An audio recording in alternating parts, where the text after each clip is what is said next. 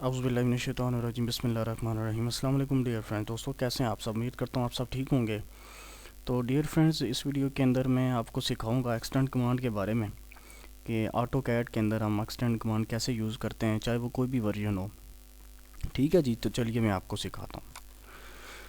اس کے لیے جسٹ میں یہاں پر لائنیں وغیرہ لگا لیتا ہوں۔ ٹھیک ہے، سمپل آپ کو سکھاتے ہیں کہ کس طریقے سے ہم، اب یہ میرے پاس لائنیں میں نے لگا دی۔ ٹھیک ہے جی، اب یہ میں نے لائنیں لگا دیتا ہوں یہاں پر بہت ساری۔ یہ دیکھیں یہاں پر میں نے لائنیں لگا دی ہیں۔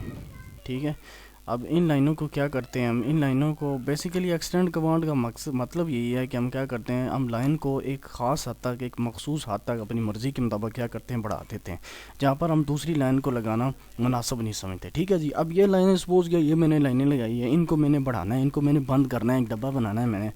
ٹھیک ہے، اس کے لیے میں ایکسٹینڈ کمانڈ یوز کروں گا۔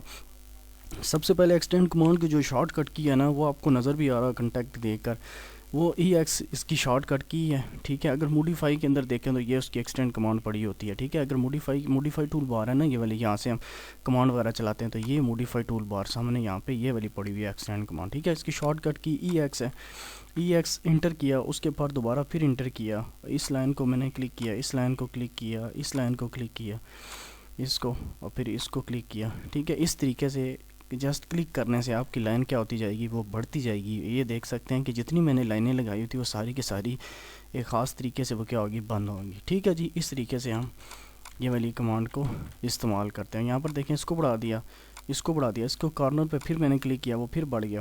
ٹھیک ہے، اس طریقے سے ہم کیا کرتے ہیں، اسے جتنا بھی بڑھانا ہو نا ہم اسے کلک کرتے ہیں۔ ہاں، اس کے سامنے ایک ریفرنس ضرور ہونا چاہیے، کوئی لائن وغیرہ، کوئی سرکل وغیرہ ضرور ہونا چاہیے۔ ٹھیک ہے، اس طریقے سے لائن کبھی بھی نہیں آپ کی اسپیس کے اندر بڑھے گی۔ دیکھیں اب میں اس کو کلک کرتا جاؤں گا، یہ کبھی بھی نہیں وہ آگے کی طرف بڑھے گی، کیونکہ اس کے سامنے کوئی ایسی چیز ہی نہیں ہے جس کے ساتھ جا کر وہ ٹکرائے۔ ٹھیک ہے، اب دیکھیں یہاں پر میں نے لائن لگائی، اس کے بعد میں ایکسٹینڈ کمانڈ یوز کرتا ہوں، یہ بڑھ گئی۔